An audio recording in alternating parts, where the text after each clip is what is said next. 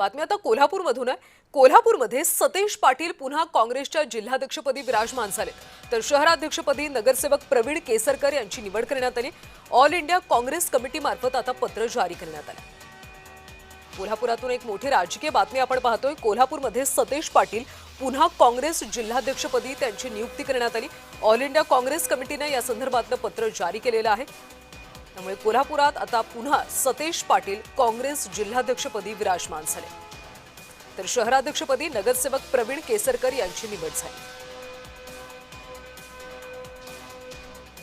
All India Congress कमिटीमार्फत याचं पत्र जारी करण्यात आलं। गेल्या काही दिवसांपासून कोल्हापूरमध्ये या सगळ्या संदर्भात चर्चा सुरू होती।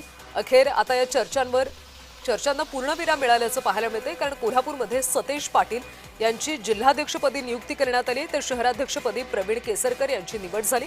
ऑल इंडिया काँग्रेस कमिटीनं या संदर्भातलं पत्र आता जारी केलं। काँग्रेस जिल्हाध्यक्षपदी कुणाची नियुक्ती होणार याकडे सगळ्यांचं लक्ष लागलं होतं, आणि आता सतेज पाटील यांचीच पुन्हा काँग्रेसच्या जिल्हाध्यक्षपदी नियुक्ती झाली। ऑल इंडिया काँग्रेस कमिटीनं या निवडी संदर्भातलं पत्र आता जारी केलेलं आहे।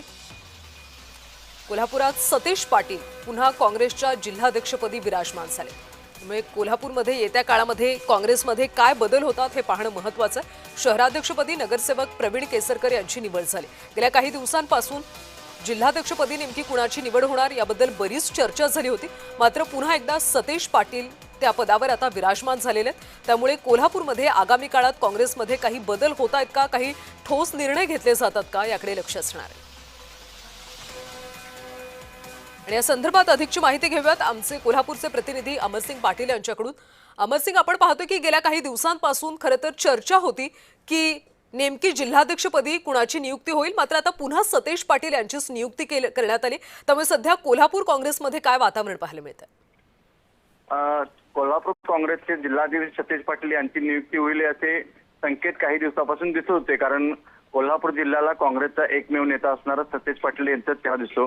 त्याचबरोबर आता बाकीच्या ठिकाणी बदल केल्यामुळे कोल्हापूर जिल्हा काँग्रेसमध्ये उत्साहाचं वातावरण आहे, कारण प्रवीण केसरकर नगरसेवक यांची नियुक्ती शहराध्यक्षपदी केली, कारण गेल्या 10 वर्षापेक्षा जास्त काळ त्यांनी नगरसेवक पद भूषवले आणि चांगलं संघटनात्मक बांधणी केलेली आहे। झालेल्या निवडणुकीमध्ये त्यांच्या प्रभागामध्ये त्यांनी पुढाकार घेऊन 4 नगरसेवक काँग्रेसचे निवडून आणले।